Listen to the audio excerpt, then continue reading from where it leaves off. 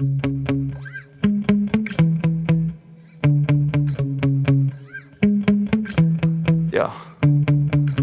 Sometimes I get so mad, there's no controlling me. My thoughts get so bad, I'm like... Part 1. 1. You are going to hear a conversation between a student and an academic advisor.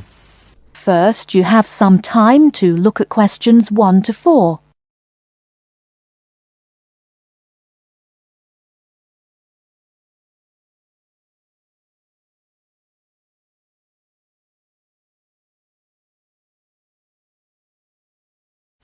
Hello there, you must be Jane. Please come in. My name is Mrs. Dunstan. Hello, Mrs. Dunstan. Pleased to meet you. All right now, let's see. Now, you're interested in attending university in Canada, is that right? Yes, and I have a lot of questions to ask you.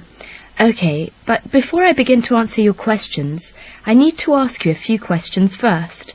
Now, your major is... Engineering. Mechanical engineering.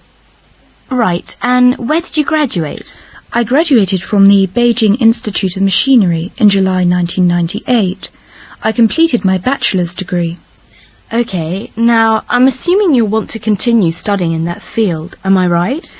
Actually, I'd prefer to do an MBA if possible.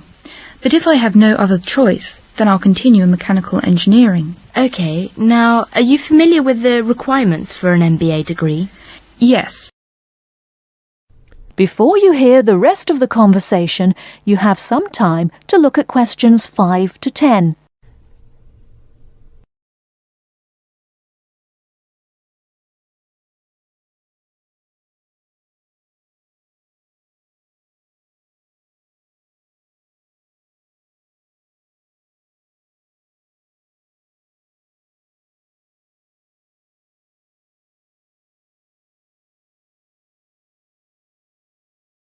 Now listen and answer questions 5 to 10.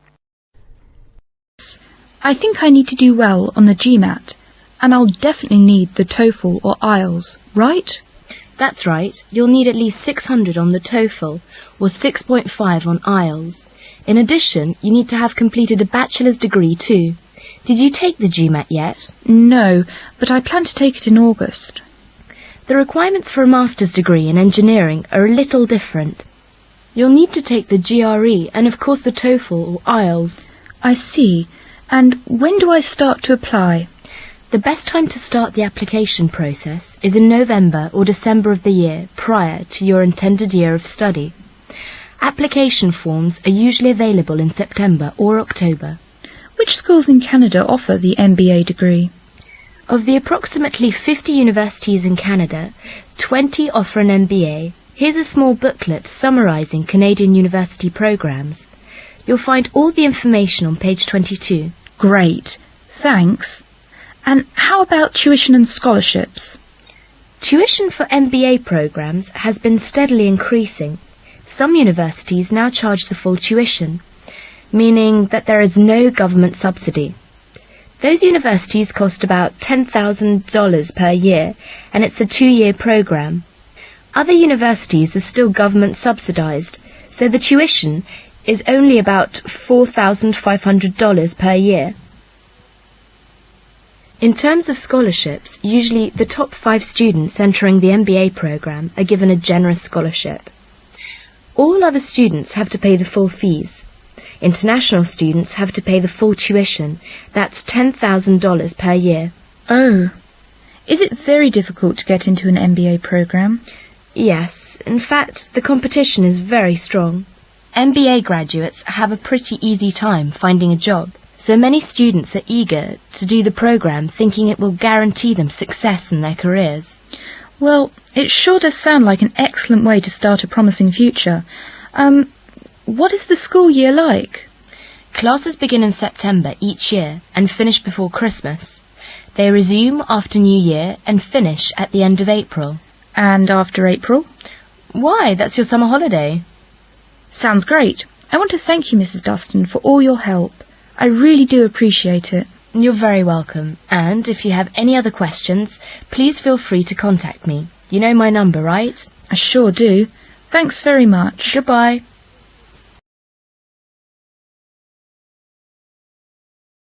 That is the end of part 1.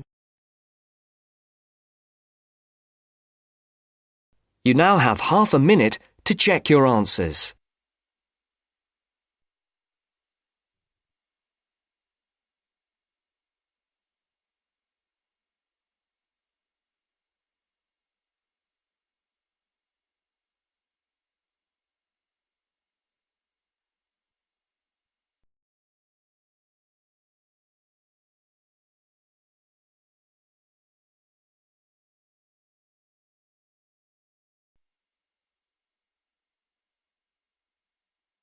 Now turns to part 2. Part 2. First, you have some time to look at questions 11 to 17.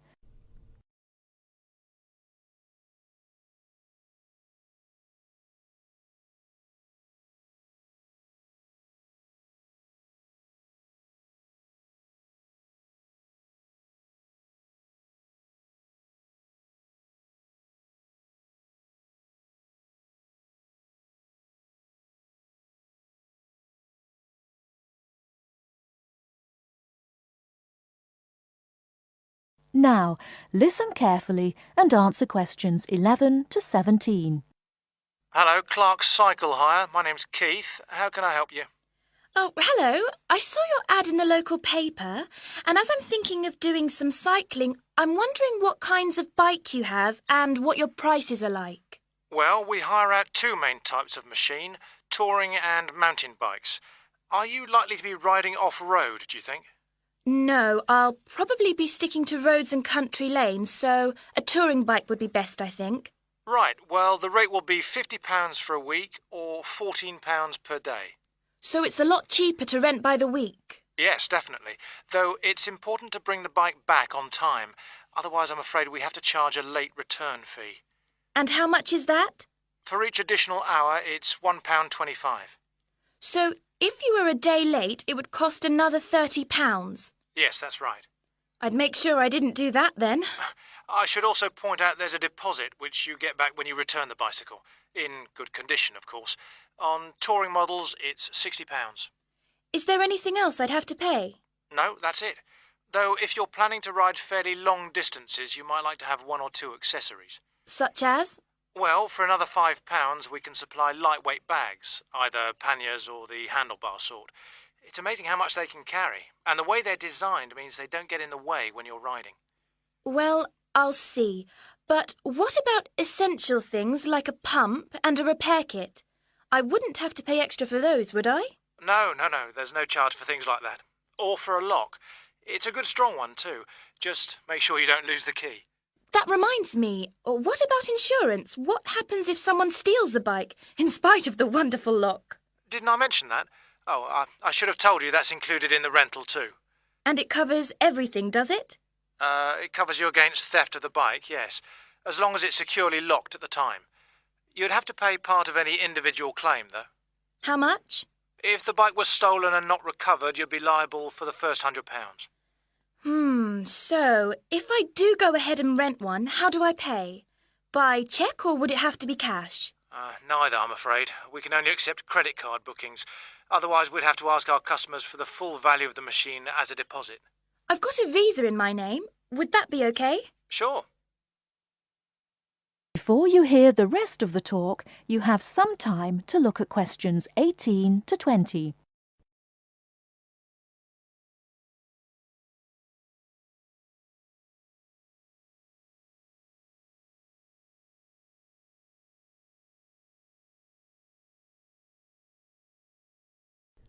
Now listen and answer questions 18 to 20.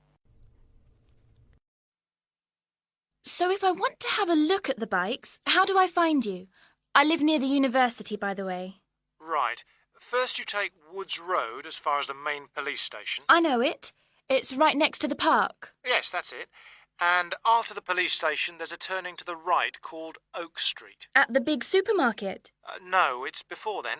It's actually between the police station and a garage on the other side. OK. So, you go down Oak Street until you reach the health centre on the right. If you get to a pub called the Maple Leaf, you've gone too far, all right? Yes, I've got that. Now, Opposite the health centre there's a pharmacy, and we're just behind that. OK, fine. I'll try to call over sometime tomorrow. Great. See you then. Bye. That is the end of part 2. You now have half a minute to check your answers.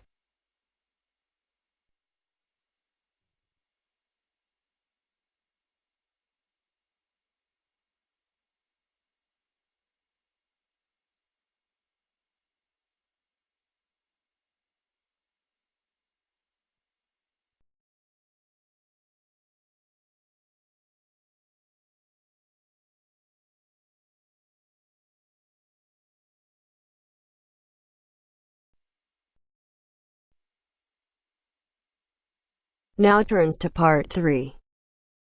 Part 3. You'll hear an interview on job application. First, you have some time to look at questions 21 to 25.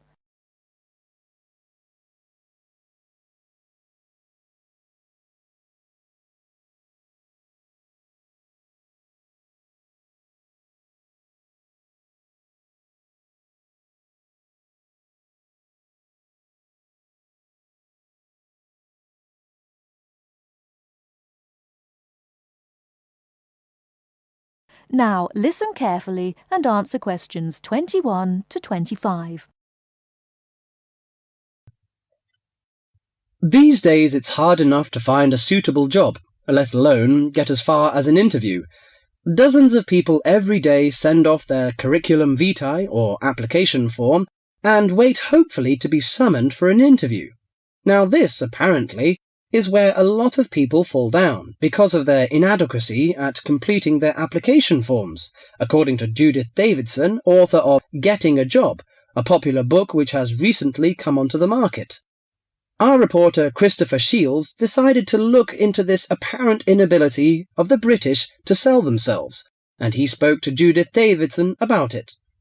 Judith Davidson lectures at a management training college for young men and women, most of whom have just graduated from university and gone there to take a crash course in management techniques. One of the hardest things is not passing the exams, not passing the course examinations successfully, but actually finding employment afterwards. So Judith now concentrates on helping trainees to set about doing just this. And she tries to work out the reasons why chances of getting a job are pretty small. Very often, a job application or a curriculum vitae will contain basic grammatical or careless spelling mistakes, even from university graduates. Then those that do get as far as an interview become inarticulate or clumsy when they try to talk about themselves. It doesn't matter how highly qualified or brilliant you may be, if you come across as tongue-tied and gauche, your chances are quite slim. What are other problems of the application forms? Some letters are dirty and untidily written, with finger marks all over them and ink blots or even coffee stains. Others arrive on lined or flowered or sometimes scented paper, none of which is likely to make a good impression on the average business-like boss. Many people are unable to make that initial impact with an employer. In fact, it needs techniques to send an application which will stand out from the rest and persuade the employer you're the right one for the job. This prompted an enterprising young man called Mark Ashworth, a recruitment consultant himself, to start writing job applications for other people for a fee.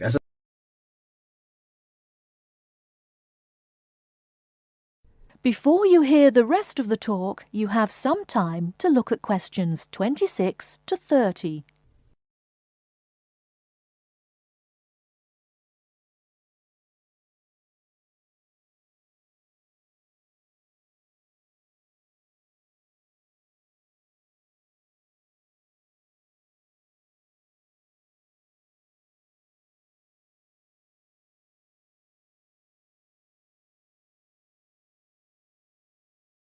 Now listen and answer questions 26 to 30. He told me he got the idea in America, where it's already big business, and in the last few months alone he's written over 35 CVs. He feels that 80% of job applications received by personnel managers are inadequate in some way. Well, yes, many people simply can't cope with grammar and spelling and don't know what to put in or leave out. Sometimes people condense their work experience so much that a future employer doesn't know enough about him. Then, on the other hand, some people go too far the other way. To give you an example, one CV I once received in my recruiting role was getting on for 30 pages long. Mark has an initial interview with all his clients in which he tries to make them think about their motivation. He can often exploit these experiences in the CV he writes for them, and shows that they have been valuable preparation for the job now sought. He also believes that well-prepared job history and a good letter of application are absolutely essential. Among the most important aspects of applications are spelling, correct grammar, content, and layout. A new boss will probably also be impressed with a good reference or a letter of commendation written by a former employer. The type of CV I aim to produce depends largely on the kind of job being applied for. They don't always have to be slick or highly sophisticated, but in certain cases this does help. Judith Davidson thought very much along the same lines as Mark. In her opinion, one of the most important aspects of job applications was that they should be easy to read. Many applicants send in letters and forms which are virtually unreadable. The essence of handwritten application is that they should be neat, legible, and the spelling should be accurate. I stress handwritten because most employers want a sample of their future employees' writing. Many believe this gives some indication of the character of the person who wrote it.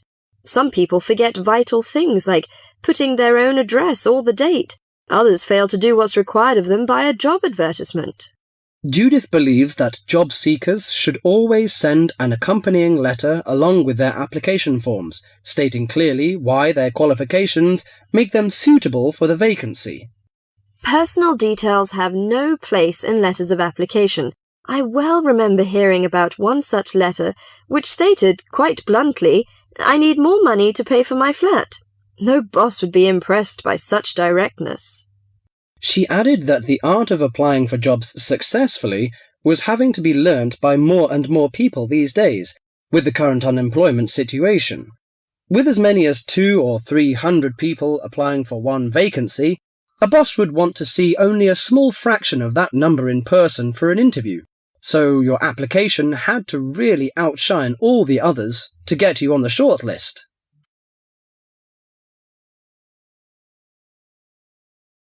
That is the end of part 3.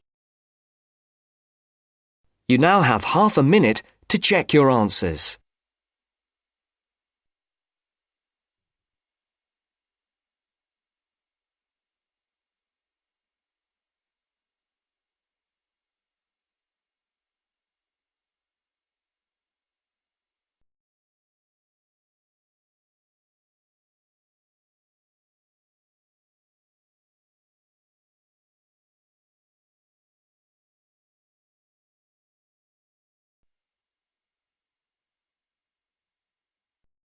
Now turns to part 4. Part 4. You will hear part of a lecture about architecture. You have 30 seconds to look at questions 31 to 36.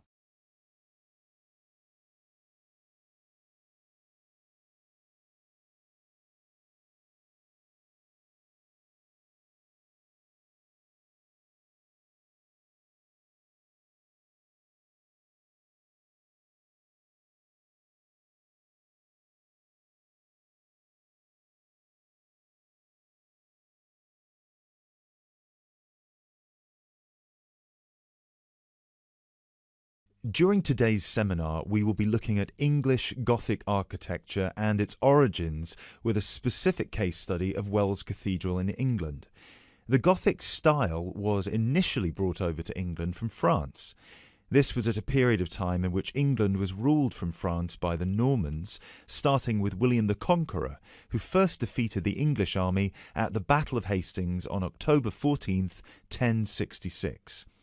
After 1072, when some smaller rebellions in northern England had been defeated, the Normans gained complete control of the English monarchy, which they controlled until 1154. The peace that ensued in England had a large impact on many aspects of daily life. Thousands of French words entered the English language for the first time, such as beef, fruit, city, and hour. French ideas and styles, like Gothic, also began to flow across the Channel to England too, examples of which can still be seen in the architecture of many listed buildings. A listed building is one that is protected from alteration or demolition because of its historical or stylistic importance. One such building is Wells Cathedral. Construction on Wells Cathedral began in 1175, at a time when Gothic architecture as a style was in its infancy. As a result, it is one of the first entirely Gothic buildings ever constructed. From the first designs to the date it was completed in 1490, Gothic architecture flourished in England. Therefore, later additions to the building were still influenced by this Gothic style, rather than by later architectural styles such as Tudor architecture. Older cathedrals in England would have initially been influenced by Romanesque architecture, alternatively known as Norman architecture in England. As the former name suggests, Romanesque was a building style based on the skills passed on to various areas of Europe by the Romans.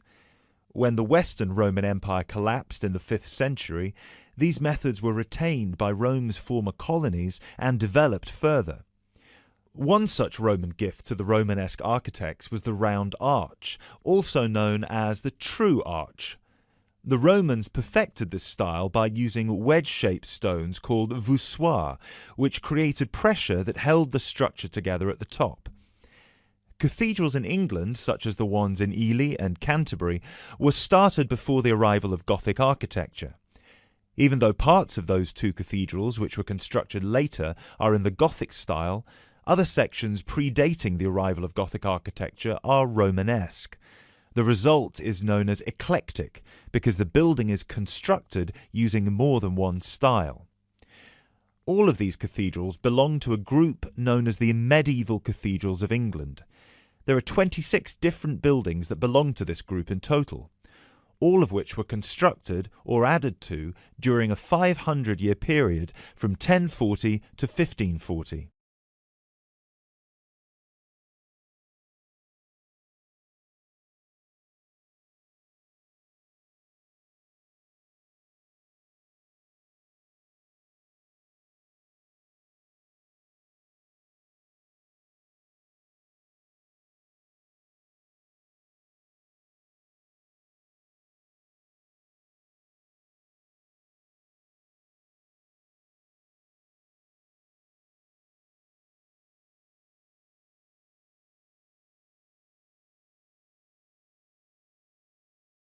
The transition from Romanesque to Gothic began in 1144 at the Abbey Church of Saint-Denis on the edge of Paris.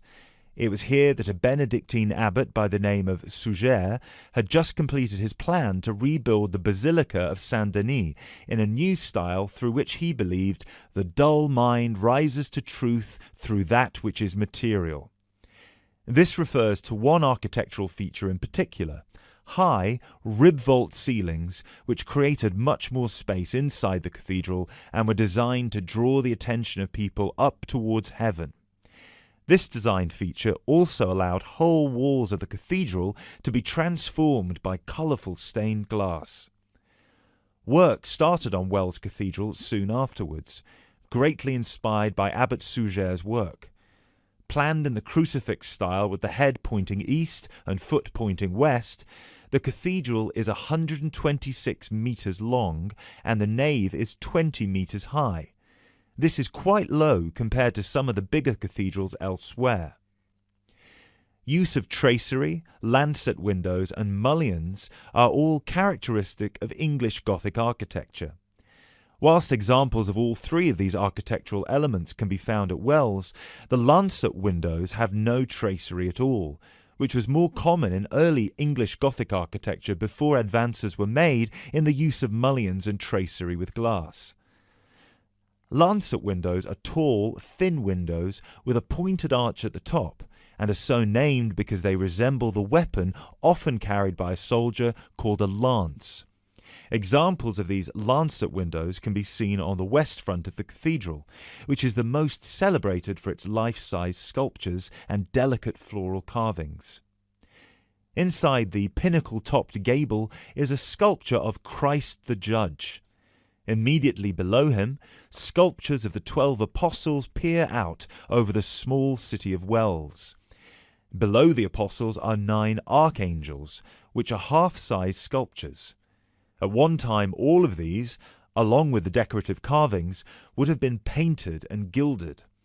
However, today, all the paint has worn away and the sculptures are the colour of the oolite sedimentary stone used to construct the cathedral.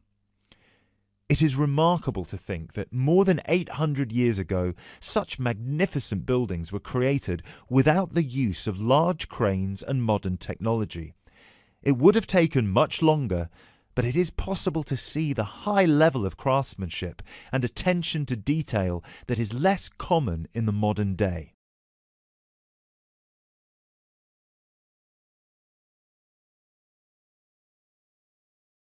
That is the end of part 4.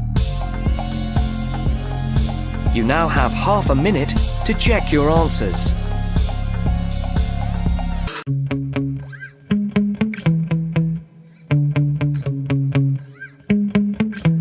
Yeah. Sometimes I get so mad, there's no controlling me. My thoughts get so bad, I'm like, I might grab a bat, I don't know. My wrath, my blood boils over like, oh God, here goes. I lost all feeling from my head to my toes. You said some shit that I can't let go, so just stay tuned for the rest of the show. So have you ever felt betrayed? Switches how you see. Hello everyone, welcome to Team Ielts Stream. I'm RP. You are watching the Ielts Listening Test channel. I'm super excited to announce that on your demand we have started a series of writing task 1 and writing task 2. And today I'm going to explain how to write effective writing task 1, and this is process. This is very important, and sometimes the main difference between writing process and other other bar graph, line graph or other task 1 is that we have to write each and every detail in process. We don't have to miss a single stage. So this is all about this one, and let's get started without wasting your time. If your dream is to achieve 8+, this video is for you. So watch my full video and you will get load of things how to write effective process, effective diagram. Okay, that's it as topic. Diagram below shows how avocado oil is extracted. Okay, it's taken out, it means it's extracted. Okay, here you can see there are process here.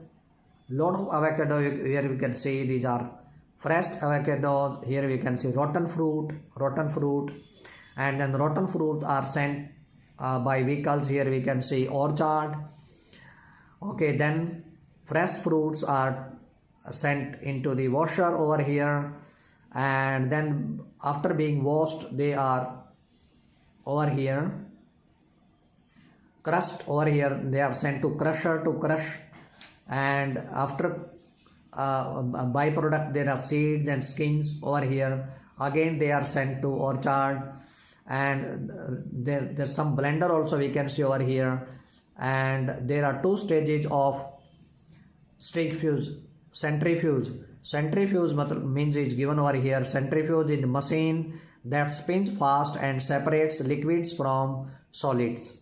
So that is given over here. This is centrifuge stage number 1, and this is stage number 2, centrifuge. Centrifuge, it means machine that spins fast and separates liquids from solids. Here you can see the maximum temperature, and here you can see how filter is used and clarified oil also, and this you can see dispenser and ready to use. Dispenser you can see. So I think I had an overlook. It would be easy now to understand for you. So are you ready? Here we go. The given flow chart describes the process of oil extraction from avocados. This is how I have written introduction. The given flow chart or rendered flow chart describes the process of oil extraction from avocados. Avocados is name of some fruit. Okay, and it's time to write overview. Overall, it is noticeable. It's nice way to start your overview, writing your overview. Overall, it is noticeable that process constitutes of mainly three stages. Constitutes of, it means is made of mainly three stages. Mean there are mainly major three stages or major three distinct stages. One is collection of avocados. Here we can see collection of avocados. Second one is separation of waste. Separation of waste. Here we can see separation of waste.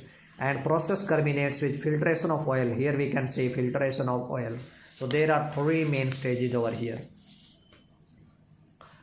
Okay, this is how I have written main body paragraph 1. Initially, this is nice way to start.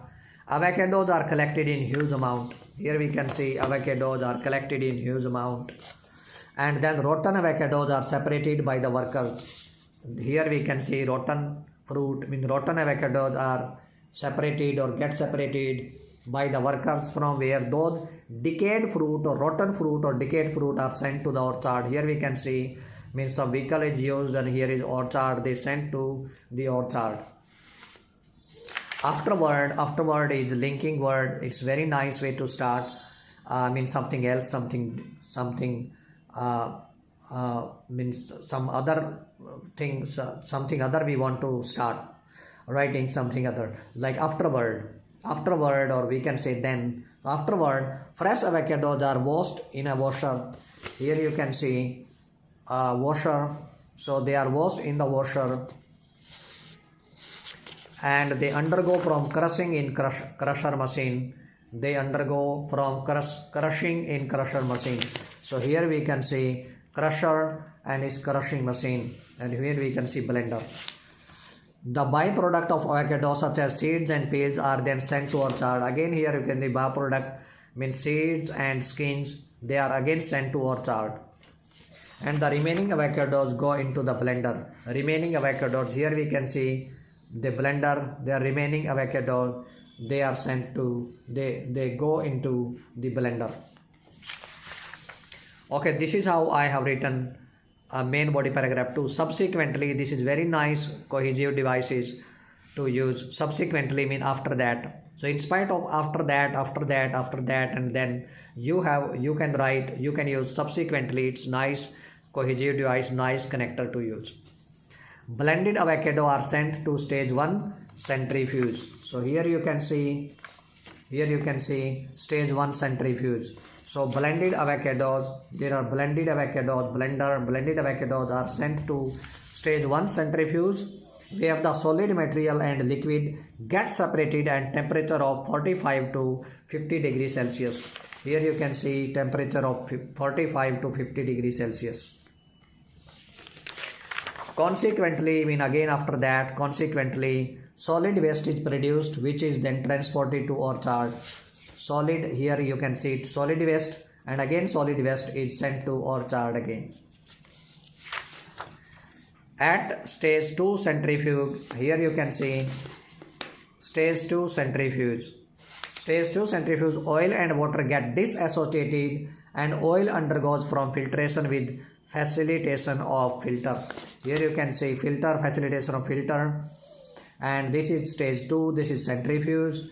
And finally the clarified oil is being poured into clarified oil. You can see clarified oil is being poured into the dispenser. Here you can see the dispenser, last one dispenser, and is ready to use. And this clarified oil is ready to use. It means now how this oil is extracted, avocado oil is extracted. This is the full process.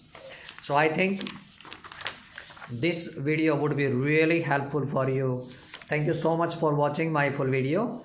And this is the end of the video, but don't forget to subscribe our channel, like, comment, and please press the bell icon so that you can get notification of every new video. Bye bye for now. See you in my next lesson.